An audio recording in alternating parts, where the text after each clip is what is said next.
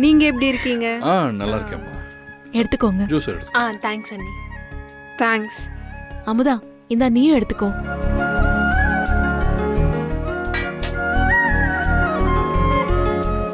நீங்க உங்களுக்குள்ள ஏதாச்சும் ஃப்ரீயா பேசிக்கணும்னா அமுதா ரூமுக்கு போங்க. அண்ணி, நீங்க கொடுத்த ஜூஸை விட நீங்க ரொம்ப ஸ்வீட். சரி, என்ன காத்து இந்த பக்கம் அடிச்சிருக்கு? ரெண்டு பேரும் காரணம் இல்லாம ஒன்னா வரமாட்டீங்களே? ஒரு குட் நியூஸ் டி, அத சொல்ல தான் ஃபோன் பண்ணேன். நீ ஃபோனே எடுக்க மாட்ற.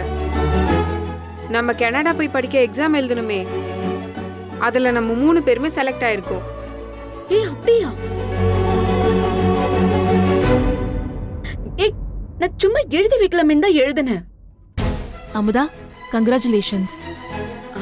தேங்க்ஸ் அண்ணி. நல்ல விஷயம். என்கிட்ட கூட நீ எக்ஸாம் ரிசல்ட்ஸ் வருதுன்னு சொல்லவே இல்லையே.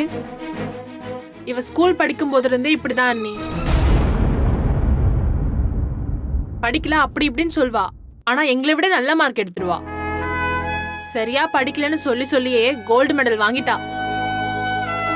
அமுதா நல்ல புத்திசாலி பொண்ணாச்சே, அவ படிக்கிறத பத்தி கேட்கணுமா என்ன? ஆனா என்னால கனடா போய் படிக்க முடியுமா அண்ணி? ரொம்ப ஆசைப்பட்டுட்டேன் போல இருக்கு. உனக்கு என்னடி, உங்க அண்ணி இருக்காங்க. அவங்க நினைச்சா கனடா என்ன, கலிபோர்னியாலே படிக்க வைப்பாங்க. நீ சும்மா இருக்க மாட்ட? என்ன எக்ஸாம்னு கொஞ்சம் எனக்கு எக்ஸ்பிளைன் பண்ண முடியுமா?